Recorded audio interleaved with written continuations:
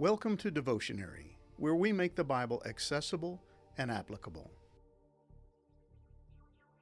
All of creation is the handiwork of God, and He chose to place mankind as stewards over all that He made. So as Moses delivers to the Israelites God's rules for regulating their behavior, he includes instructions regarding their care of domestic animals. But oddly enough, he places it in between rules about the proper punishment of criminals and the care of widows. All stewardship, whether of laws regarding the punishment of criminals or those regulating the proper care of widows, was important to God. He expected His people to watch over all that He held near and dear, including everything He had created and placed under their care. The actions of God's people reflected back on Him as their Creator and Father. They could either honor or dishonor Him by the way they lived their lives. He had set them apart so that they might be holy as He is holy, and when they lived according to His will, everyone and everything stood to benefit.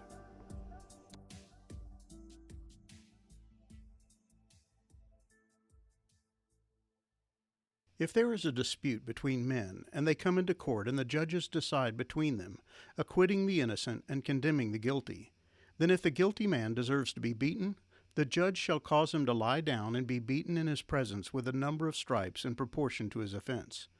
40 stripes may be given, but not more, lest if one should go on to beat him with more stripes than these, your brother be degraded in your sight. You shall not muzzle an ox when it is treading out the grain. If brothers dwell together, and one of them dies and has no son, the wife of the dead man shall not be married outside the family to a stranger. Her husband's brother shall go into her, and take her as his wife, and perform the duty of a husband's brother to her. And the first son whom she bears shall succeed to the name of his dead brother, that his name may not be blotted out of Israel. And if the man does not wish to take his brother's wife, then his brother's wife shall go up to the gate to the elders and say, My husband's brother refuses to perpetuate his brother's name in Israel. He will not perform the duty of a husband's brother to me. Then the elders of his city shall call him and speak to him. And if he persists, saying, I do not wish to take her, then his brother's wife shall go up to him in the presence of the elders, and pull his sandal off his foot, and spit in his face. And she shall answer and say, So shall it be done to the man who does not build up his brother's house. And the name of his house shall be called in Israel, the house of him who had his sandal pulled off.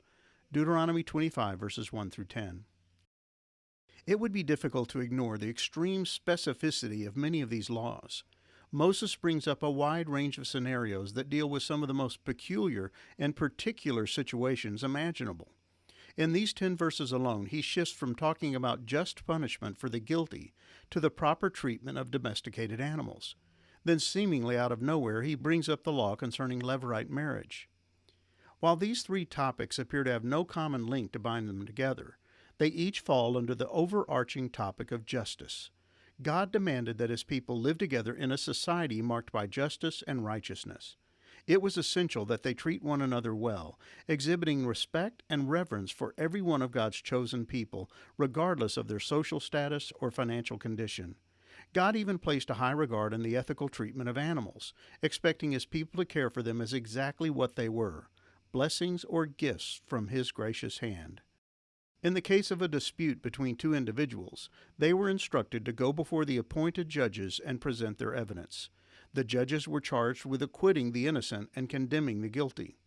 In prosecuting the case, if it was determined that the guilty party's crime required a public beating as punishment, there were to be limits placed on the number of stripes delivered. The punishment must fit the crime.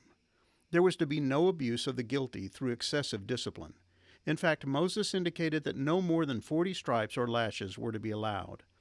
Obviously, this is dealing with crimes undeserving of capital punishment, but the guilty were to be justly tried, convicted, and disciplined for their crimes. But it was important that criminals not be degraded through excessive or unnecessary punishment. Even while meting out justice, the judges of Israel were expected to treat the guilty with dignity and respect. At this point, Moses makes another one of his seemingly awkward transitions as he shifts his focus from dealing with criminals to dealing with the proper care of farm animals. Oxen played a vital role in the agrarian culture of the Israelites. In this case, they were used to tread the grain in order to separate the wheat from the husk. The basic idea was this: if the ox was forced to tread the grain, it should also be allowed to graze as it labored. Even animals should be treated fairly. The Apostle Paul would use this very law as an argument for the financial support of those who were called by God as ministers of the gospel. For it is written in the law of Moses, "You shall not muzzle an ox when it treads out the grain." Is it for oxen that God is concerned? Does he not certainly speak for our sake? It was written for our sake because the plowman should plow in hope and the thresher thresh in hope of sharing in the crop. If we have sown spiritual things among you, is it too much if we reap material things from you? If others share this rightful claim on you, do we not even more?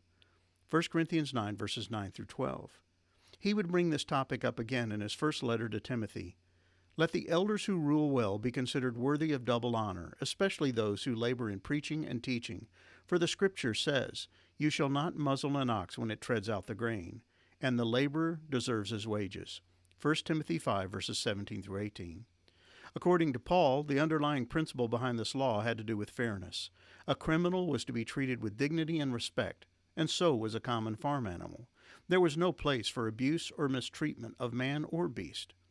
In the third scenario, Moses brings up the case of a woman whose husband dies unexpectedly. This law deals with what became known as a levirate marriage. This term comes from the Latin word levir, which refers to a husband's brother. If a man died without having an heir, his widow could appeal to one of his unmarried brothers, requesting that he marry her. The purpose behind this union was to preserve the deceased man's legacy through the birth of a son who would bear his name. It seems clear from the text that this regulation concerned two brothers who shared the same home, and since the Mosaic law prohibited polygamy, it would seem obvious that the brother of the deceased would have to be unmarried to fulfill his commitment to the widow. But if the man was unwilling to marry his dead brother's wife, there was a process she was to follow. She was to take the matter before the elders of the city, who were then required to approach the reluctant brother and give him a second opportunity to do what was right and just. Should he persist with his refusal to marry her, the woman was required to go up to him in the presence of the elders and pull his sandal off his foot and spit in his face. Deuteronomy 25, verse 9. And this physical display of humiliation was to be accompanied by a verbal curse. So shall it be done to the man who does not build up his brother's house. From that point forward, the brother would be forced to carry the reputation of one who refused to do the right thing. He had failed to show justice to his widowed sister-in-law, and this was a serious issue in the culture of that day, because a widowed woman was considered damaged goods. She would have a difficult time finding a husband, and in most cases would end up living in poverty. So for this brother to shirk his responsibility to perpetuate his brother's name was a serious issue that could have dire consequences for the widow. As with the other scenarios covered in this section, this is all about justice. God was extremely concerned about how his people treated one another. They were not free to do as they wished. Yes, the brother could refuse to marry his widowed sister-in-law, but not without consequences. A man could refuse to allow his ox to eat from the grain it was threshing, but this would be considered inhumane and limit the effectiveness of the animal. A guilty man could be given more punishment than he deserved, but it would be unjust and ultimately non-productive. God had his ways of doing things, and he expected his people to abide by his will. If they did, it would go well with them. If they refused, they would have to reap the results of their stubbornness.